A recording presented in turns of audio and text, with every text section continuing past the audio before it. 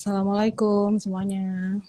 Kita tunggu dulu Dokter Yu bergabung sama kita malam ini. Selamat malam, Dokter.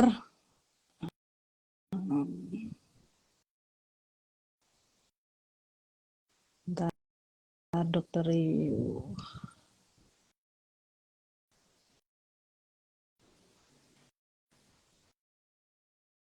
Dokter, kok unable to view? Oke.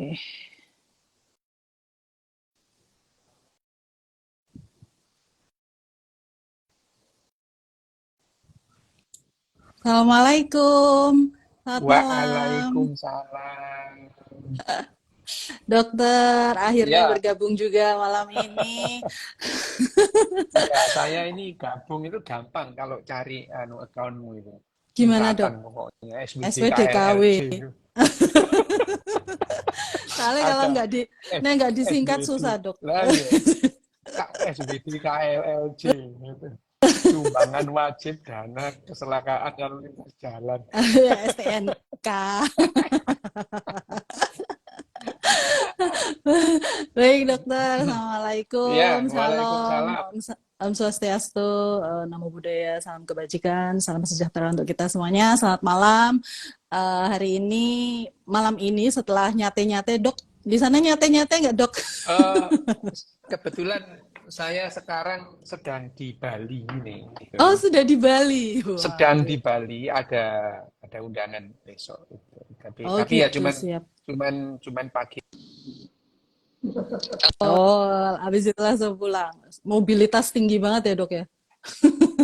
dan Nggih, dokter, baik malam ini sesuai apa namanya yang kita kemarin ngobrol-ngobrol, kita pengen ya, bicara ngobrol tentang let's talk mm-mm, tentang afirmasi dalam neuroscience, dok. Kan ya, banyak yang penelitian, jurnal-jurnal yang mengatakan bahwa afirmasi positif itu memberikan mm-mm, dampak yang baik terhadap apa namanya kualitas hidup, kemudian pada pasien-pasien yang apa namanya mengalami beberapa keluhan gitu, misalnya kecemasan gitu, dan kalau kebetulan kan saya bidan, dok, apa namanya, kalau misalnya ketemu sama pasien, ibu hamil gitu, dok, khususnya kalau kita tanya pandangannya terhadap persalinan tuh gimana, mereka selalu jawab sakit, takut gitu, dok. Dan eh, hamil itu kan 9 bulan, dok. Nah, bisa nggak, dok, misalnya ini nggak cuma untuk kehamilan aja, dok, mungkin untuk yang lainnya juga.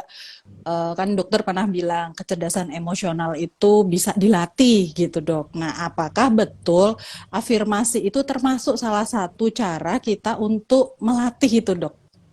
Monggo, dok, waktu mm. dan tempat dipersilahkan.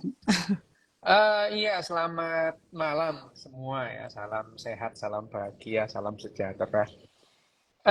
Jadi kalau kita berbicara tentang afirmasi ya, maka afirmasi itu sehat atau tidak, itu ya kalau yang namanya sehat atau tidak itu, kalau kita berbicara tentang kesehatan mental, pada saat kita berbicara bareng-bareng Iya, di fakultas kemarin kan, iya, dok. yang namanya kesehatan mental itu ukurannya bergeser dari waktu ke waktu ya, Hmm. sesuai dengan ukuran yang dipegang dunia saat itu. Misalnya adalah tentang seksualitas itu bergeser gitu ya. Di zaman Hmm. waktu itu yang namanya zaman yang di mana Ratu Victoria itu sangat berpengaruh di dunia gitu ya. Di Hmm. dunia Ratu Victoria itu bahkan ada undang-undang. Victoria itu membuat undang-undang. Perempuan Inggris tidak boleh membayangkan tentang seks. Iya, Begitu. iya. Lo membayangkan aja nggak boleh gitu. Sampai yang namanya Ratu Victoria itu saking saking terobsesinya dengan hal-hal yang merangsang dalam tanda petik itu, meja piano itu disaruni itu karena dianggap bisa membuat horny. Meja piano itu ya. Ya sama aja sih kalau sama di negara Iya. bumi bleber itu, apa susunya wedus itu dikutangi disuruh tutup. Siapa lo yang horny lihat wedus itu ya itu ya Ya ada itu sih, dok, ukuran. wedus diwedain. Lah ya, Iya. lah iya wedhus dipupuri. Nah, itu nah Nah, itu adalah ukuran. Nah, ukuran kesehatan. Nah, karena kesehatan itu sendiri, kedokteran ya, kedokteran itu berawal dari sebuah keyakinan. Ya, kedokteran itu keyakinan, kesehatan itu keyakinan. Gitu. Dulu ya, Hmm. sekarang mulai bergeser bahwa yang namanya kesehatan itu berdasarkan biologi. Gitu. Ya, tapi tidak sepenuhnya. Gitu.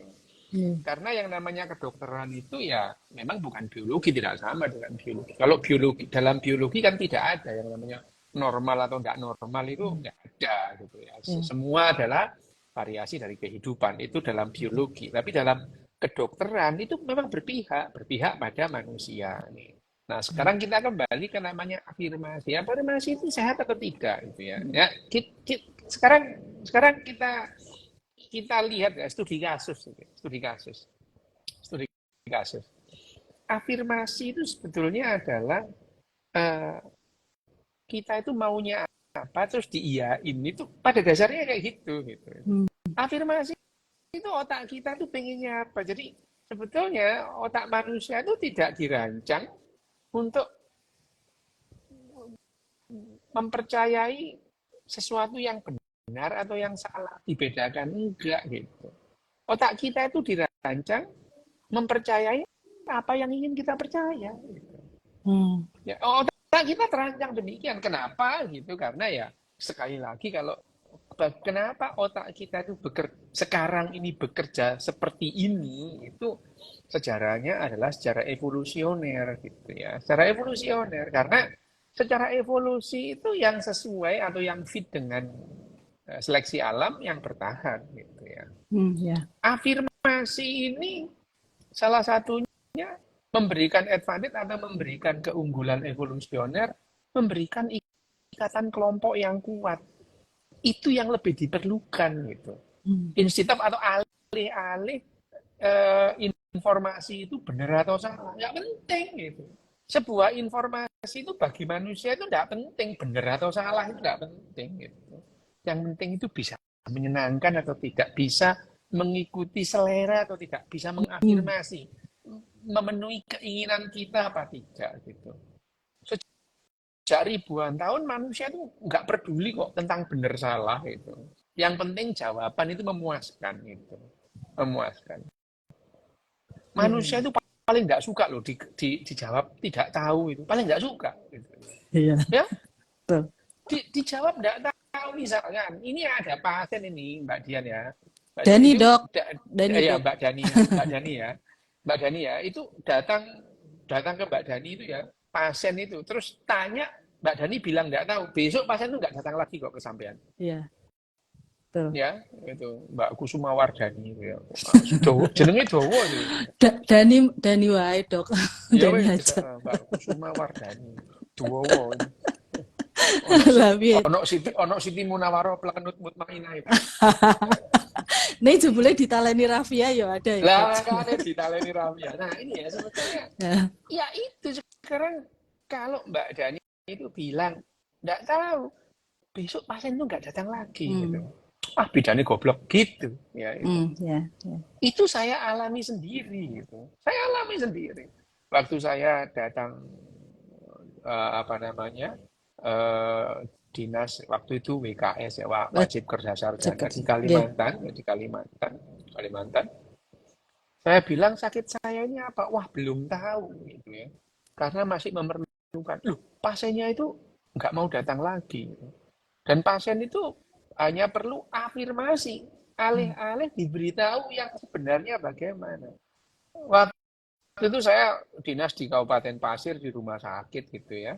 Saya datang itu dengan idealisme sebagai dokter gitu ya. Hmm. Tapi ternyata idealisme sebagai dokter praktek itu tidak kompatibel dengan kondisi waktu itu. Memang saya waktu itu masih sangat tidak cerdas Ide, secara emosi itu. Sangat tidak cerdas idealis. gitu. Eh. Idealis itu ada hal-hal idealis tapi cerdas, ada idealis nggak cerdas ya ada. Saya termasuk yang idealis nggak cerdas waktu itu tahun 90, tahun Terserah sih 80 penting 90. ngomong gitu ya, Dok ya. Iya, jadi waktu itu pasien datang terus kemudian dia minta disuntik, saya tidak mau. Hmm. Bapak tidak perlu disuntik gitu. Bapak obat aja ini. Saya biasanya disuntik. Loh, enggak perlu, Pak. Gitu. Pasien di poli rumah sakit yang biasanya itu satu hari itu hampir 200 itu. Setelah saya praktek di situ 1 minggu, tinggal 15 biji sehari. Gitu. Beneran Iya, itu. Saya iya, iya, iya. tidak mau nyuntik di poli, ya saya tidak mau. Dan kalau saya tidak tahu, ya tidak tahu. Hmm. Belum tahu, besok dicek lagi ya, apa namanya, labnya gitu. Iya. Mereka tidak suka. Ya. Nah, manusia memang demikian gitu. Saya waktu itu juga merasa sih, ini yang bermasalah saya kok ini. Kenapa pasien tuh nggak mau datang ke rumah sakit? Itu Hmm. cuman salahku di mana? Aku nggak tahu gitu. Iya, iya. Ya, jadi pentingnya afirmasi itu bukan memberikan keterangan ini benar atau salah. Hmm. Ya, karena saya menegasikan atau ya memberikan informasi tidak kepada apa yang diinginkan oleh orang. Hmm. Orang gitu. Orang datang itu ya, saya itu di Kalimantan Timur sana di Kabupaten Pasar. Pasir ya, daerah pasir, waktu itu belum ada Pak, penajam pasir utara itu belum ada. Jadi itu Masih pasar penajam itu aja. bagian dari pasir namanya pasir. Oke. Pasir itu juga sekarang sih, dulu namanya pasir gitu. Pasir. Jadi Oh, iya oke, dulu pasir. dulu nyebutnya pasir, PASIR gitu ya, itu pasir Bukan gitu pasar. ya. Bukan pasir gitu ya, Iya, bukan iya, iya. pasir, pasir Salah. waktu itu. Nah, waktu itu saya juga merasa bahwa ini kenapa pasien lari semua ya gitu. Lari, enggak ada yang datang. Jadi 1 minggu saya praktek di rumah sakit itu, rumah sakit umum Pasir itu. Sehari pengunjungnya cuma 15 dari hampir 200 sehari gitu. Hmm. Ya. Kalau pasien di ruangan ya tetap banyak karena mereka akan terpaksa ya. Kalau di poli itu kan Iya, pilihan gitu ya. iya, betul. Milih. Jadi pilih itu ya, pilih. Jadi waktu itu ya terkenal saya itu dokter bungul, dokter bodoh gitu. Nggak bisa Bungul ya. jawab gitu. Tahu dok, Bungul dok. Bungul. Saya pernah di Kalimantan dok. Ya orang-orang Bungul. orang-orang yang di Kabupaten Pasir itu kan bahasanya bahasa Banjar pada Banjar. umumnya gitu. Iya. Bahasa Bungul. Banjar gitu ya. Ah, iya, iya, Oh, betul. Betul. dokternya bungul gitu. Ya, Bujur dok, bujur. bujur. Banar-banar bungul. Banar. Banar-banar bungul lah. Benar-benar Bungul ya. Ya, waktu itu saya memang dianggap dokter bungul. Saya nggak peduli karena memang saya nggak tahu gitu. Ini studi kasus saja ya bahwa yang namanya afirmasi itu apa namanya? Afirmasi itu penting untuk mengikat kelompok gitu ya. Nah, saya tidak mau memberikan afirmasi atas dasar idealisme gitu. Pertanyaannya, apakah ini sehat? Ya, yang kita temukan paradoks itu. Saya secara tidak langsung ya, dan saya tidak ada intensional sih sebetulnya membuat masyarakat makin pinter itu nggak ada. Saya nggak punya angan-angan membuat masyarakat pinter itu enggak gitu ya. Cuman saya saya hanya berpegang pada idealisme dokter itu harusnya bagaimana gitu. Iya, betul. Ya, saya ada salah satu sumpahnya, saya hanya memberikan keterangan dan pengobatan sesuai dengan keilmuan saya. Kalau saya nggak tahu ya ngomong nggak tahu gitu. Yeah. Ternyata satu pasal yang saya pegang itu membuat bermasalah gitu. Jadi kayaknya ada pasal-pasal dalam kode etik yang tidak relevan gitu. Di masyarakat kita loh ya. Iya, nggak relevan. Waktu itu saya bilang, saya pun nggak sadar waktu itu bahwa idealisme saya memegang bahwa saya kalau tidak tahu ya bilang tidak tahu itu afirmasi itu ketidaktahuan dibilang tidak tahu itu memberikan rasa tidak nyaman pada hampir semua orang gitu. Ya ada sih orang yang kalau diberi tidak tahu itu ya emang nggak tahu gitu ya, nggak apa gitu ya. Nah, kita itu sejak kita itu kaya dengan bahasa, kaya dengan narasi, emang kita diajarin sok tahu sih gitu ya. Ya, kita diajarin sok tahu. Gitu, ya. Sekarang misalnya bidan gitu, bidan sekolah bidan berapa sih misalnya belajar patofisiologi gitu kan? Semester. Satu semester. Itu pun lebih condong ke patofisiologi kebidanan. Ya, betul. patofisio itu kebidanan. Iya, Lah tapi loh yang berobat ke bidan itu kan ya bukan orang hamil aja. betul. Panas, paru-paru basah, Eh, bengek ya. apalagi nih di Nyosor. desa-desa. Lho lah iya gitu. Betul, betul. Iya. Dipikire ya wong bidan iku wis padha ambek dokter spesialis sembarang gitu ya. Bukan hanya dokter spesialis, spesialis sembarang semua tahu gitu ya. Ya. Paranormal ya. Iya gitu ya. Nah, itu yang ada yang ada dalam harapan semua orang gitu. Hmm. Orang itu ini studi kasus ya. Nah, tidak selalu orang seperti saya. Ini kebetulan saya itu ekstrim ya, ekstrim goblok ya. Ekstrim tidak cerdas dalam hal emosi lama gitu ya. Itu tidak cerdas. Sehingga afirmasi itu bagi saya itu kebohongan gitu. Hmm. Bagi saya loh ya dulu. Saya nggak Hmm. mau ngomong apa adanya gitu. Tetapi tetapi ada dampak lain dari ketidakmauan saya memberikan afirmasi itu ya.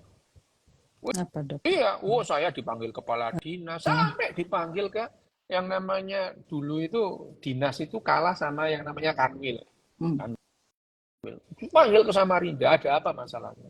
Ya, saya ngomong aja apa adanya, malah disalah gitu. Ya nggak boleh gitu.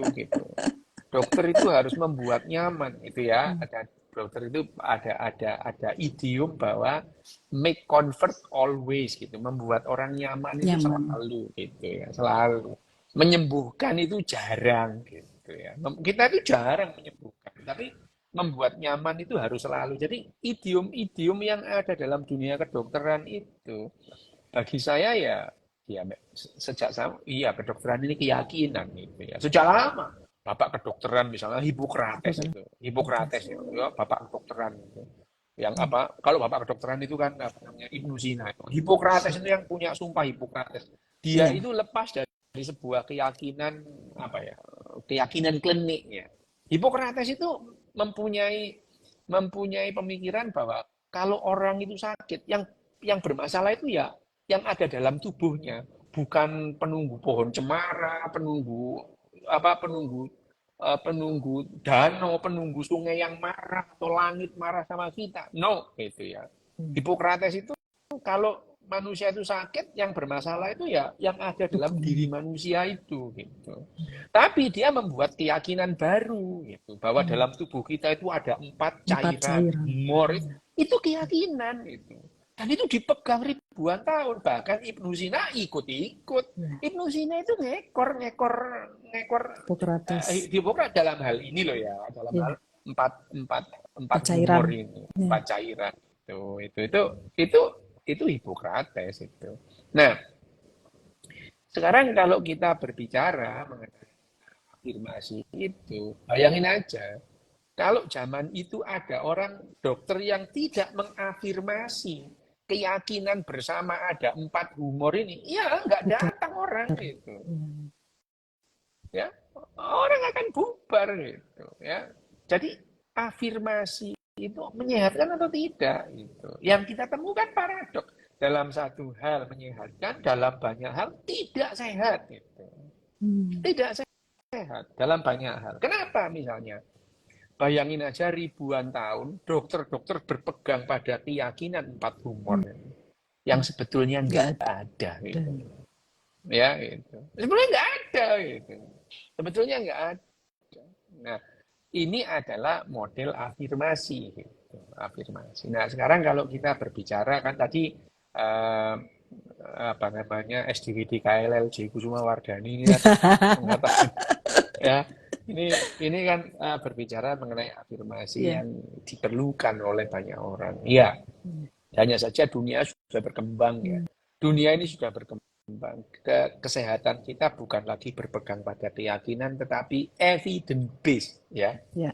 Evidence based itu berdasarkan Berdasarkan bukti penelitian. bahwa Ya. obat-obatan, pengobatan, bahkan yang namanya apa namanya diagnosa itu harus berdasarkan Evidence. evidence, berdasarkan bukti Hmm. gitu. Nah, evidence base kelas 1 misalnya, itu sudah jelas dilakukan kepada ratusan ribu orang, multi etnis, multi center Ras. gitu ya. Hmm. multiras itu multinasional itu banyak itu sehingga menghasilkan kalau dalam dunia kedokteran itu menghasilkan istilahnya standar gitu ya Hmm. standar gitu ya standar itu pengembangan standar gitu. Nah, kalau misalnya evidence base kelas 2 gitu turun itu ya belum standar tapi bisa dipakai sebagai acuan gitu ya itu sebagai acuan Hmm. gitu. Belum standar gitu. Nah, ada yang misalkan bagaimana dengan apa namanya testimoni. Testimoni pasien tidak masuk dalam evidence base. Nggak Hmm. bisa. Testimoni pasien itu tidak bisa atau tidak mempunyai nilai evidence base, nggak punya. Hmm. Testimoni bisa enggak menjadi evidence? Bisa. Testimoni sama. Testimoninya ahli itu. Ya. Misalnya profesor doktor gitu ya. Dia praktek 40 tahun gitu. Testimoninya tentang pasien-pasiennya itu mempunyai nilai evidence base Hmm. gitu ya. Ya. Misalnya contohnya aja Profesor Doktor Satya Negara, spesialis bedah saraf gitu. Hmm. Lah, dia praktek mulai tahun 70 sampai sekarang gitu ya. Kesaksiannya, testimonia dia tentang pasien-pasiennya. Saya selama selama praktek 50 tahun itu ya. Dia itu mempunyai nilai. Tapi kalau Hmm. testimoninya Pasien. Kusuma Wardani ya, enggak ada Opo. gitu. Loh, enggak bisa. Itu tidak bisa Ya. dipakai. Enggak bisa gitu. Apalagi testimoninya pasien gitu. Nah, Hmm. sementara kita itu sering memberi afirmasi karena sama-sama tidak tahu. Hmm. Bayangin aja gitu ya. Manusia ini dalam segala hal hampir rasional ya tiap harinya kecuali dalam kesehatan tidak rasional belas tidak rasional belas misalnya hampir semua orang kalau jahitin baju datang ke tukang jahit Ya. saya belum pernah mau jahitin baju lihat orang datang ke tukang las itu nggak pernah gitu. Nggak Ya. pernah gitu ya mau nambal sepeda motor datangnya ya ke tukang tambal ban gitu. Saya belum pernah ada orang lihat ada orang mau nambal sepeda motor datang ke apotik itu nggak pernah lihat gitu ya, Ya. nggak pernah lihat. Gitu. Mau bangun rumah ya yang didatangi adalah ahli bangunan ya kontraktor bangunan, insinyur gitu ya. Ya. Loh kalau kesehatan kok nggak bisa gitu kenapa? Gitu. Datang ke orang Kenapa? pintar Gitu. Loh, lah, artinya dalam berdoa. dalam segala hal manusia itu mencoba memberikan kepada ahlinya gitu. Tapi Kecuali ke kesehatan enggak. dalam dunia kesehatan. Datang ke orang pinter yang tidak pernah belajar anatomi, nggak pernah belajar histologi, nggak pernah patofisiologi, nggak pernah gitu ya. Lu Padahal jelas-jelas dokternya pintar, sekolahnya suwe. ya bukan itu, bukan itu maksudnya adalah mereka yang Yang nggak didatangi itu ngerti bukan apa-apa. ahlinya, Ya. bukan Ya. ahli, tapi dia percaya gitu. Hmm. Alasannya kan, lu kesehatan kita penting. Lah, justru penting seharusnya diserahkan kepada ahlinya Ahlinya. gitu. Ya. Ya, itu. Loh, yang namanya kesehatan itu bukan hanya ilmu. Doa itu kan ya. Gini aja deh, kamu pernah kepikiran nggak sepeda motormu bocor, kamu tak bawa ke Domain. tukang doa gitu. Ke tukang doa supaya didoakan sepeda motornya itu bocornya hilang gitu. Loh, Stres. doain doain ban bocor aja nggak bisa kok mau doain tumor kanker gitu loh ya gitu. Oh, ya. Itu kalau pikirannya waras gitu. Waras. Ini kita bicara tentang afirmasi. Hanya saja kita memang otak kita memang tidak dirancang untuk seperti itu gitu. Ya. Hmm. Apakah ini keuntungan? Loh, iya ini keuntungan karena apa gini ya. Kalau jawabannya kenapa Dani? Tahu nggak alasannya? Kenapa dalam hal kesehatan kita kok nggak rasional? Apa ya? Belum tahu. Gini. Sampai 100 tahun yang lalu, ya, sampai 100 tahun yang lalu, dokter itu sudah tahu penyakit itu apa. Gitu ya. Dokter itu sudah tahu penyakit tipes itu sejak ratusan tahun yang lalu. Ya. Dokter itu sudah tahu TBC itu ratusan tahun yang lalu. Ya. Dokter itu tahu yang namanya Black Death, pandemi, Ya. 3 kali menghantam Eropa itu. Sebabnya apa mereka sudah tahu. Ya, sampai flu Spanyol 100 tahun yang lalu itu sebabnya tahu gitu. Hanya saja waktu itu sampai 100 tahun yang lalu, pandemi 100 tahun yang lalu mengenai yang namanya flu Spanyol itu terjadi. Orang datang ke dokter sama datang ke pendeta, hasilnya sama. Hmm. Sama-sama matinya itu. Dokter Iya. juga belum tahu obatnya ya. Dokter belum punya antibiotik. Hmm. Tahun itu yang namanya transfusi juga belum paham itu, apalagi yang namanya ventilator kita nggak punya itu ya. Belum tahu itu. Jadi Hmm. orang penderita flu Spanyol itu ya flu Spanyol itu 100 tahun yang lalu 1918 sampai 1924 itu ya 6 tahun pandemi, 20% penduduk dunia mati, 20% penduduk dunia mati. Datang ke dokter sama datang ke Ke pendeta, pendeta. hasilnya Sama. sama. Gitu. Sama-sama mati. Bedanya gini, kalau sampai ke dokter itu dikasih tahu, wah Bu, ini anaknya atau suaminya atau adiknya ini bentar lagi mati. Gitu. Hmm. Karena dokter tahu ini proses mati. Tapi kalau datang ke pendeta, mari kita berdoa supaya diberi harapan, supaya sembuhkan. Enak mana? Enak yang menyenangkan tapi Loh lah sebenarnya enggak. iya itu Iya, masa iya. itu adalah Iya. jawabannya. Kenapa sampai sekarang itu otak kita itu masih neblok? Karena yang namanya 100 tahun yang lalu itu baru 3 generasi. Gitu. Jadi otak kita masih seperti Yang Mbak dulu. Buyut kita Iya. itu. Gitu. Hmm. Ya, cara Iya. kerja otak kita itu tidak bisa revolusi dalam waktu 100 tahun. Nggak bisa. Hmm. Gitu. Makanya itu sekarang itu kalau kita itu diberikan hal-hal yang menyenangkan, hipnoterapi segala macam, seneng gitu. Padahal kalau saya tanya hipnoterapi sih, satu pertanyaanku, Iya, yang Dok. kamu terapi itu sakit apa sih? Gitu.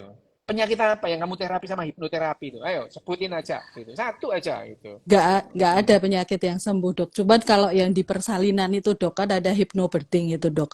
Yang kita lakukan ya pada saat itu ngerubah mindsetnya dia untuk yang ketika bersalin melahirkan itu kan pasti ada his kontraksi, Dok.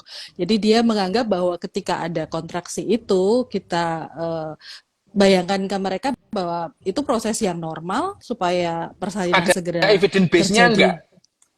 Kalau evidence base-nya Enggak ada. kalau Enggak tapi ada. kalau yang penelitian-penelitian gitu, Dok, Penelitian apa? Dasarnya apa? Apakah iya? Terus kemudian apakah pernah ada penelitian? Memang benar kalau kemudian diberitahu his-nya berkurang, oh, berapa penelitiannya di mana? Enggak ada enggak. kan? Enggak Hisnya ada. enggak berkurang, Dok. Apa? Hisnya Iya. tetap, tapi Heeh. setidaknya dia bisa lebih tenang. Terus Berapa yang persen itu? biasanya, Berapa yang persen orang itu iya, kayak gitu? enggak semuanya, ya, Enggak ya, ya. ada gitu. Pernah nggak diteliti berapa orang yang kesakitan atau tidak bisa nahan his terus kemudian dibegitukan terus kemudian membaik berapa persen gitu. Iya, iya, Angkanya nggak ada iya. gitu. Gini loh Dani, kalau misalkan ada obat batuk, 100 orang batuk dikasih obat, 80 orang membaik. Ini ini Evidence ini based. ini obat bagus 80%. Ya. Lah kalau kemudian 100 orang dikasih obat batuk yang membaik cuma 3. Ini kebetulan aja gitu itu. Hmm. Testimoni 3 orang tidak bisa menegasikan 97 orang yang itu. Ya, itu. Ya. Ini nah, tapi ya Dani, untungnya manusia itu berpikirnya tidak seperti pikiranku itu.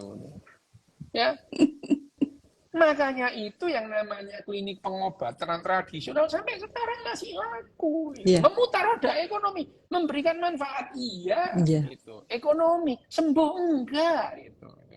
Orang Ya. itu pengen diafirmasi. Makanya itu, kalau orang percaya yang namanya hipnoan itu datang ke kamu lah ya nggak apa-apa Dani gitu. Yang Nggak penting apa-apa, senang gitu tetapi ya. loh ya itu tadi, itu yang namanya afirmasi Oh, gitu iya, iya, ya. iya, iya, ya. Itu Benar. afirmasi. Nah, sekarang pertanyaannya, afirmasi itu menyehatkan apa tidak? Kalau kita membahas di sini, yang kita temukan paradoks itu. Hmm. Satu, kalau dalam dunia kedokteran itu tidak ada evidence base-nya. Tidak ada bukti yang mengiyakan klaimmu itu. Itu klaim loh ya. Iya. Itu. Klaim itu. Klaimnya orang napas, tarik napas, keluar napas. Orang stres kok disuruh tarik napas. Tarik tunai, itu stresnya agak lumayan. Tarikin tunai, kasihin itu. Oh, nesing Orang oke. stres yuk. Nah, orang stres disuruh tarik napas. Gimana hilang Kon napasnya, blonjo. stresnya gitu. Nah, kasih tarik, suruh belanja, stresnya berkurang. Hilang. Iya, berkurang. Ini sekarang afirmasi model begini di zamannya, di suatu zaman itu sangat sangat bermakna untuk membuat orang itu berkurang yang namanya penderitaannya. Hmm.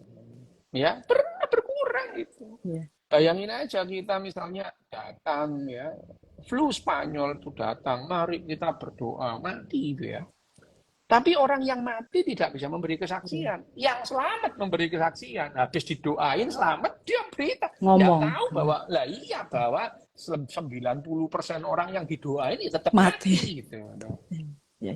Ya, Ya, benar-benar. nah ini yang namanya afirmasi. Iya, iya. Gitu, ya, afirmasi. Gitu. Dalam banyak hal, afirmasi itu menyenangkan. Dan senang itu sehat. Gitu. Iya. Ya, tapi apakah itu menghilangkan penyakit? Ya enggak sih Dani gitu ya. Enggak gitu ya.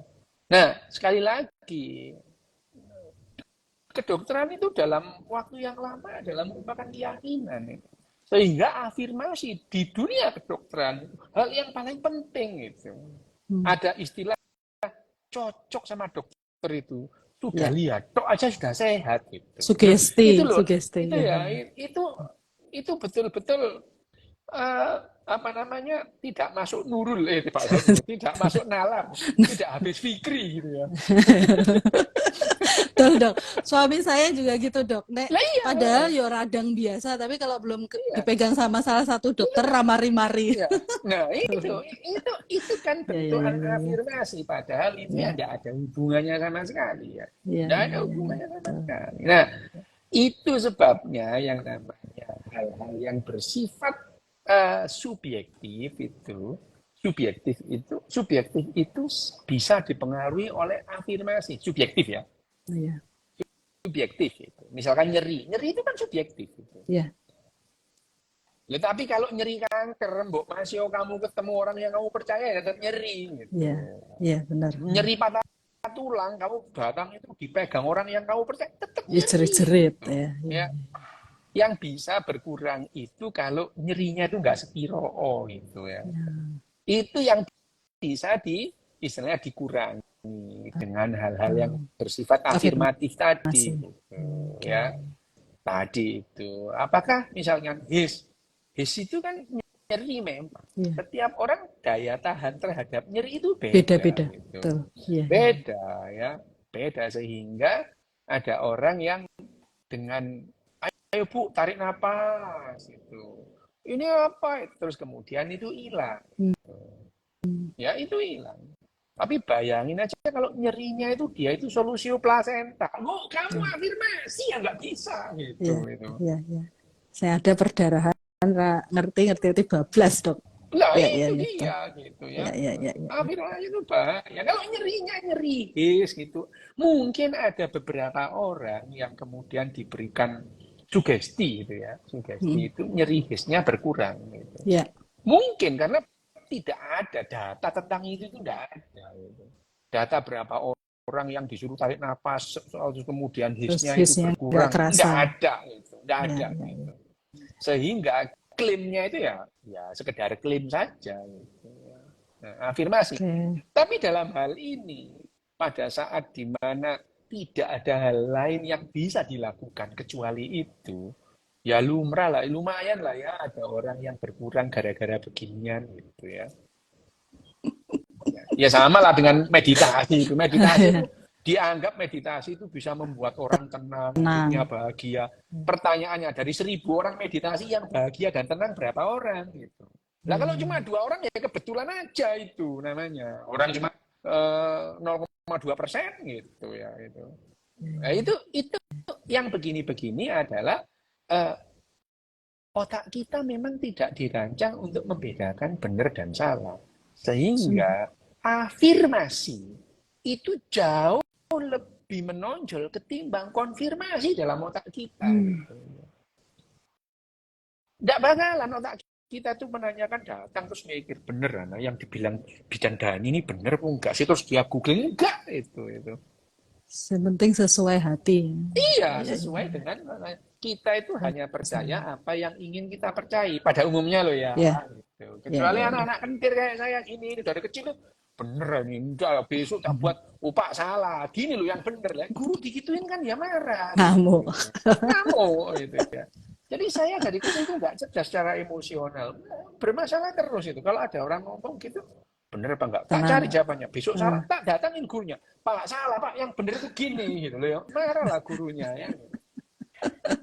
Itu ya, iya. ya itu adalah bagaimana otak kita demikian. Kenapa sih sebetulnya gitu? Sebetulnya ini adalah kalau bisa dibilang pergeseran-pergeseran sih sebetulnya gitu. Karena otak binatang tidak dirancang untuk seperti itu awalnya ya. Hmm. Otak binatang. Otak binatang itu dirancang untuk melihat perbedaan, bukan melihat persamaan gitu ya. Hmm. Otak binatang itu tidak macam gitu ya. Misalkan Dani gitu ya. Dani sama sopo wingi panitiamu itu misalnya. Isti, Eh istim. Isti dong. Isti itu ya, Ah, itu. Nah, Dani sama Isti itu sebetulnya jauh lebih banyak persamaannya ketimbang perbedaannya. Hidungnya tetap sama, bolongannya loro ya, loro. alisnya yo gitu, Hmm. kupingnya yo loro, nang kanan Ya, kiri gitu ya. ya. Janggutnya yo janggut itu ya, tetapi sekali lihat itu, orang akan bisa, mengenai bojomu, ya Langsung itu, bedain. akan melihat itu, langsung Ya, lihat ini ya, Isti, ini ya, Dani. Gitu. ya, ya. Otak otak binatang memang dirancang untuk membedakan mana yang namanya mangsa, mana pemangsa gitu. Hmm. Itu untuk menyelamatkan gitu. Hanya saja perkembangan otak manusia sejak 350.000 tahun yang lalu, kita itu punya narasi, ya. Narasi itu senjata untuk memperkecil perbedaan, gitu Hmm. ya. Narasi, gitu ya, memperkecil Hmm. perbedaan. Karena yang namanya manusia itu secara biologis otak kita tidak dirancang untuk bisa tubuh kita itu bergerombol dalam jumlah yang besar itu nggak bisa. Gitu. Hmm. Manusia itu paling banter ya bergerombol itu 50, 30 sampai 50. Hmm. Lebih dari itu cenderung berpisah gitu ya. Ya. Cenderung berpisah. Nah, narasi yang memberikan afirmasi tadi itu memberi ikatan kelompok yang kuat itu. Sehingga ratusan ribuan bahkan jutaan orang bisa menyatu dengan afirmasi gitu, dengan narasi tadi itu yang namanya uh, realita intersubjektif itu ya. Itu kita membuat kelompok itu ya. Kita Hmm. mengafirmasi ya. Kita kan dulu pernah ya kita itu menyatu dalam sebuah kerajaan yang gede. Iya, iya, nggak pernah ada yang tahu gitu. Hmm. Nggak ada yang tahu itu. Saya mempertanyakan bener nggak sih Majapahit itu menguasai Kalimantan malah dimarahi kok gitu. Saya cuma mempertanyakan gitu ya.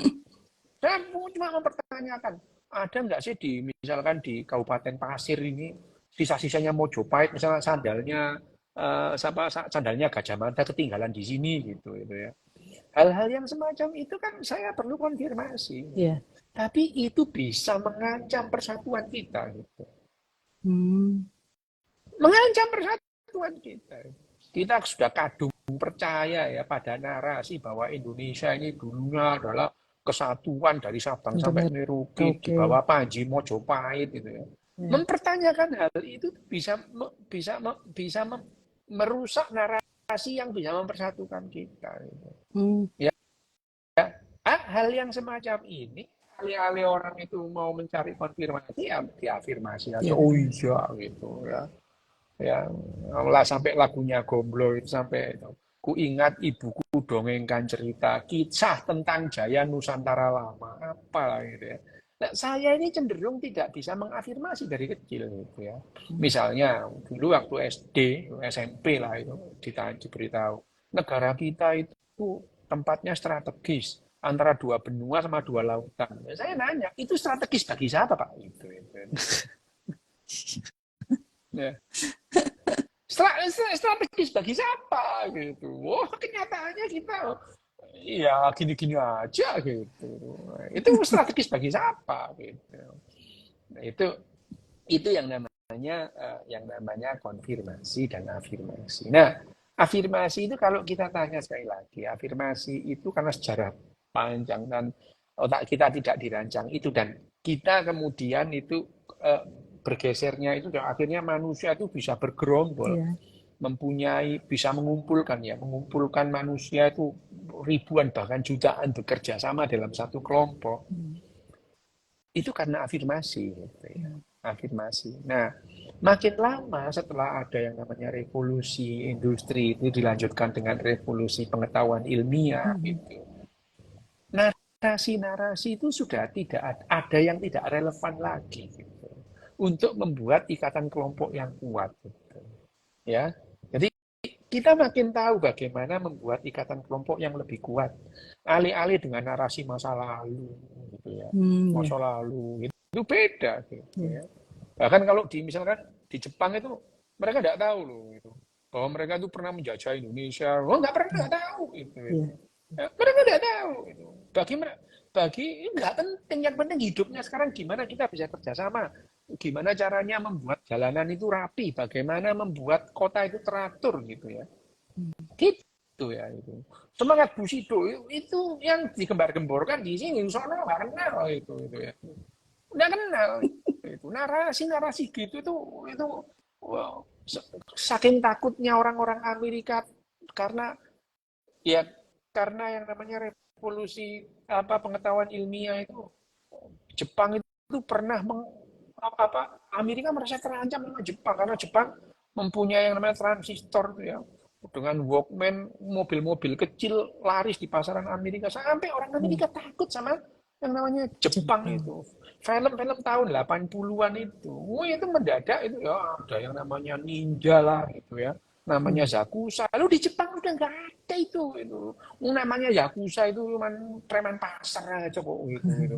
Jadi itu ya, tapi ketakutan tentang Jepang itu dibangun oleh orang Amerika, gitu. Dibangun itu. Oh, ninja, gitu ya. Film-film ninja, Ya. Enter the Ninja. Tapi selalu gambarannya kalau ada orang kulit putih belajar ninja, orang Jepangnya kalah. Gitu, selalu Ya. gitu ya. Ya. Gitu ya itu. Nah, ya gitu. Nah, akhirnya ya sekarang kita paham bahwa yang namanya narasi itu ya bisa menguatkan itu, tetapi tidak tidak sekuat pemahaman kalau kita itu dilatih untuk menurunkan entropi secara bersama-sama, gitu Hmm. ya itu. Jadi yang namanya apa namanya orang Jepang ya nggak perlu membahas kita dulu pernah menguasai Asia, nggak penting itu. Yang penting sekarang hidup bareng, makmur, sejahtera, semuanya bahagia, gitu ya itu. Bagaimana ya dari kecil, anak kecil tidak pernah diajari nenek moyang kita dulu orang pelaut, gemar mengarung ulas umat samudra, nggak penting itu ya, nggak penting. Tapi nah, berkembangnya pengetahuan ilmiah ini membuat kita tahu caranya bahwa bagaimana kita bekerja sama dalam skala yang besar banget itu ya, tanpa sebuah narasi atau narasinya itu tidak berlebihan, gitu ya. Karena narasi itu sekarang ya tetap relevan ya, tapi ada narasi-narasi yang sudah tidak relevan gitu. Karena misalnya narasi-narasi yang tidak atau bertentangan dengan fakta-fakta ilmiah gitu. Narasi bertentangan dengan fakta ilmiah bahwa kalau kemudian dulu ya suku Maori gitu, suku Maori itu yang ada di New Zealand itu, Iya. mereka ada beberapa suku ya di Maori di New Zealand, New salah Zealand. satunya Maori. Mereka itu bisa bersatu karena keyakinan yang sama. Mereka terbuat dunia ini awalnya itu dari seekor kadal, gitu ya. Itu kan narasi itu ya. Iya. Kadal raksasa gitu. Tapi itu membuat masing-masing suku di New Zealand itu, di daerah New Zealand itu, mereka tidak dalam satu hal mereka bisa diikat oleh satu keyakinan. Tetapi kan ya, Mak, bahwa dunia ini berasal dari kadal itu kan gampang dibantah sekarang dengan pengetahuan ilmiah, gitu ya. Jadi narasi bahwa asal muasal kehidupan dari kadal itu ya sudah tidak relevan, gitu. Dulu pernah itu menyatukan di daerah Polinesia Selatan, gitu ya itu. Ya, ya. Nah, hal-hal yang semacam ini dulu ya saling mengafirmasi afirmasi. Yo kadal. Kadal apa? Kadal bunting gitu. Misalnya itu. Nah, mereka memberikan afirmasi yang tidak sesuai dengan fakta, tapi otak kita tidak dirancang untuk membedakan benar atau salah. Kita hanya percaya kepada apa Konfirmasi. yang ingin kita percayai gitu. Ya. Nah, hanya saja sekarang masing-masing orang itu mempunyai posisi yang berbeda-beda pada perannya dalam kehidupan ini. Ya. Bagaimana sekarang kita tahu yang namanya perang itu sekarang tidak sehat. Sekarang gitu ya. Dulu perang itu betul-betul bagian dari kehidupan yang membuat dunia ini bergerak gitu ya. Perang itu membentuk peradaban dulu gitu ya. Dulu gitu ya.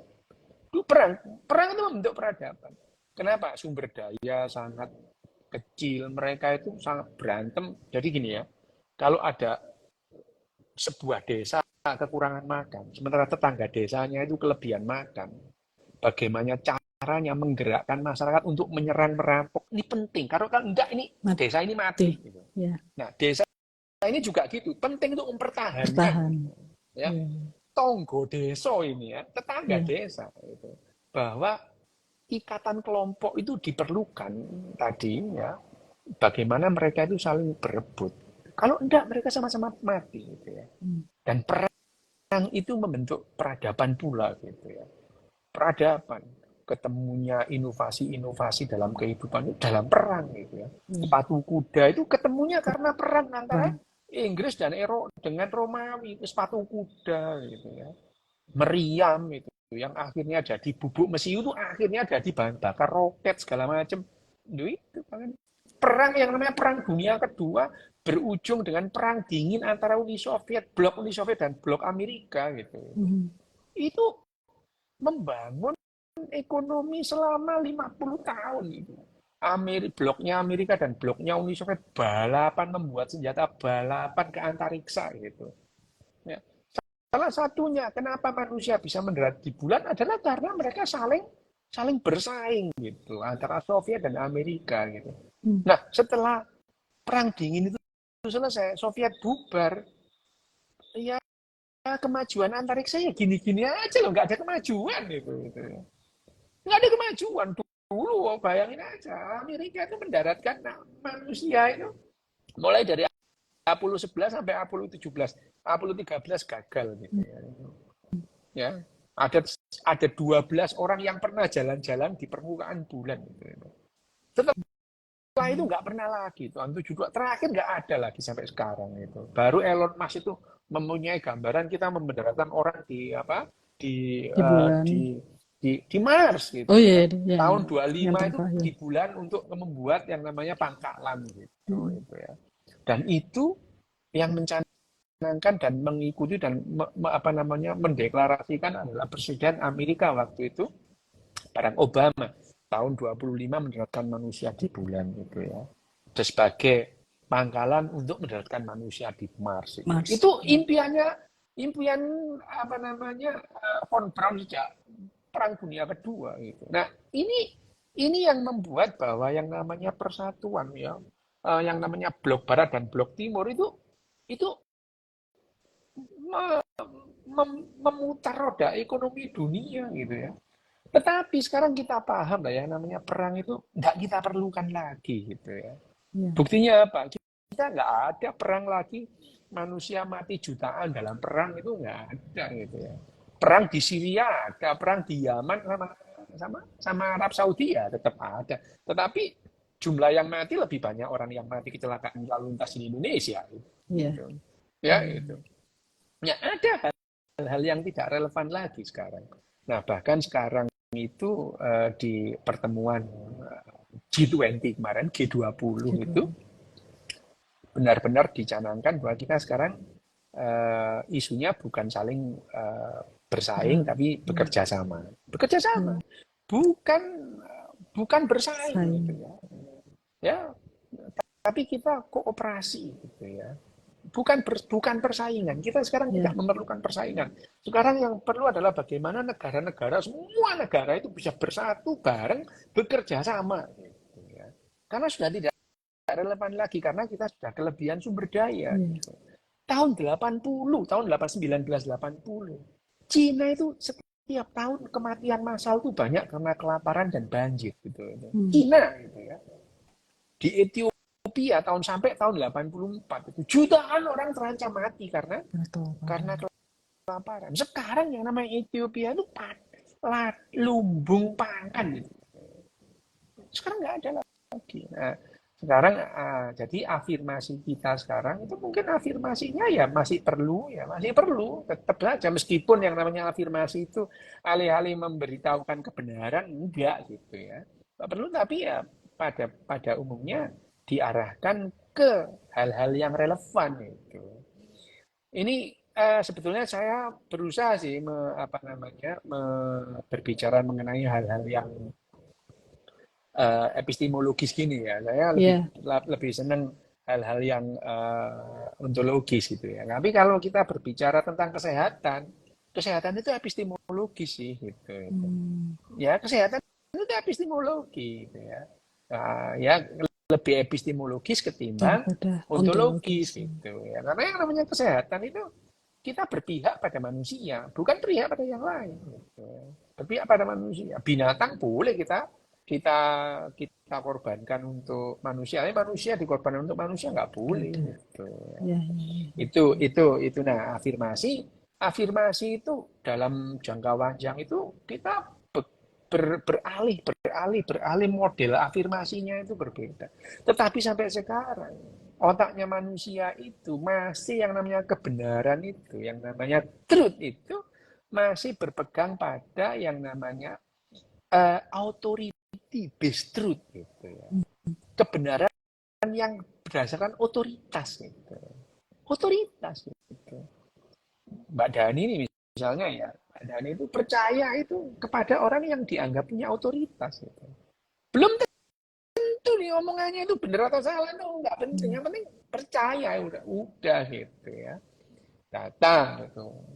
Jilbaban itu wajib apa enggak sih gitu.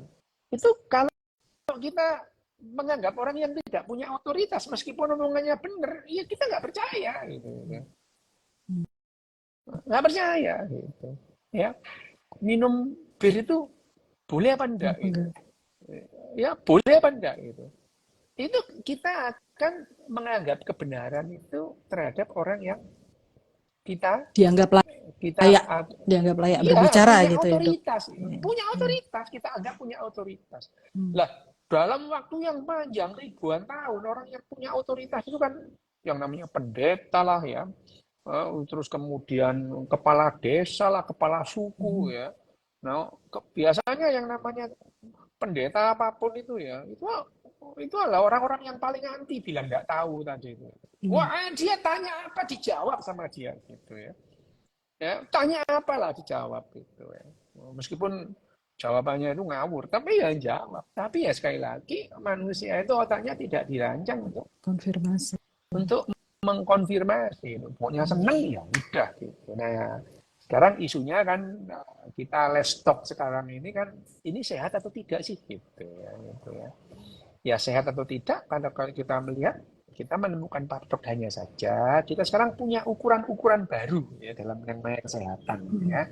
Ukuran baru itu apa gitu. Ukuran baru itu bagaimana apakah itu bisa menurunkan entropi secara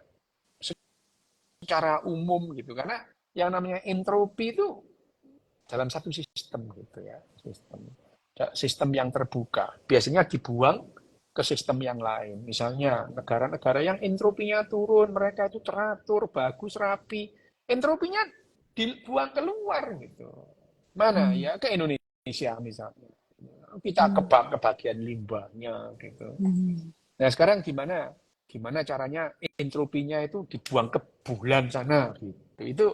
Itu kalau kita bisa live as one gitu ya. Kita kerjasama penduduk dunia ini menjadi satu gitu ya, bekerja sama untuk membuang entropi keluar. Itu adalah tantangannya sekarang. Nah, yang ke arah itu adalah nilai-nilai baru bagaimana kita bekerja sama dan memberikan afirmasi. Kira-kira gitulah Dani. Ya ini masih panjang sih sebetulnya kita ngobrol Iya dok, afirmasi ini itu. iya Iya, betul.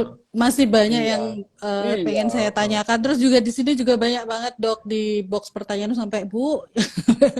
Jadi ada yang nanya tentang yang mempengaruhi perbedaan ambang batas nyeri pada tiap individu itu apa dok? Tadi kan dokter bilang ambang batas Iya, nyeri iya, itu kan iya. berbeda-beda. Kemudian ada yang bilang kalau soal puasa yang bermanfaat untuk kesehatan itu masuk afirmasi atau enggak dok gitu. Jadi yang dianggap berpuasa itu bermanfaat untuk kesehatan itu masuk afirmasi atau tidak. Kemudian ada yang nanya dok, ini Daulah Nita, kalau Dok Des mau mengoperasi otak pasien, apa yang Dok Des afirmasikan kepada pasien sebelum pre-op-nya? Itu kemudian nyeri patah hati ya minum paracetamol ya dok. Terus, terus ada yang afirmasi dapat terwujud dengan adanya serangkaian kebetulan. Apakah afirmasi dapat terwujud dengan adanya serangkaian kebetulan dok? Ada Ya, yang banyak pertanyaan dok ya, ini. ya, satu, kalau saya mencoba tidak mengafirmasi kepada pasien-pasien saya. Saya memberikan fakta sekian persen keberhasilannya gitu. Apa yang mempengaruhi keberhasilan ya nasib gitu ya gitu. Ya udah Apa ngomong apa adanya? adanya, apa Oke. Okay. adanya. Gitu ya. Kalau saya loh ya, kalau dokter Ya. lain ya terserah gitu. Ya itu. Ini pertanyaan-pertanyaannya banyak sih. Nanti gini kita buat satu sesi untuk bahas pertanyaan gimana? Boleh dok, boleh. Nanti Ya, kita janjian ini lagi dok. soalnya udah bentar lagi habis Ya nih satu jam. makanya tiga menit lagi habis dan Ya dari wes tadi itu oke. banyak banget yang pengen join Ah, juga dok. Nanti kita bikin ya, lagi apa boleh, namanya boleh. beberapa bentar dok. Iya, Mbak. Saya Ya screenshot dulu boleh, dok ya boleh, boleh pertanyaan-pertanyaannya. silakan, Nanti biar silakan. apa namanya bisa kita bahas bareng soal pertanyaan-pertanyaan ini dok. Karena banyak sekali, saya juga masih penasaran banget gitu dok. Nah kan tadi bilang kalau misalnya dia bermanfaat masih bisa dilanjut atau enggak gitu loh, afirmasi Iya, ini. iya, iya, iya, iya. Oke dok. Ya dok, baik dok. Terima kasih banyak. Nanti kita janjian lagi untuk sambung sesi ini. Makasih Ya, dokter. Selamat ya, Dek malam. Mia, ya, Ye, matur malam. nuwun. Makasih semuanya. Nanti kita bikin sesi berikutnya. Terima kasih ya. Saya close dulu untuk live kita malam ini. Terima kasih. Wassalamualaikum warahmatullahi wabarakatuh.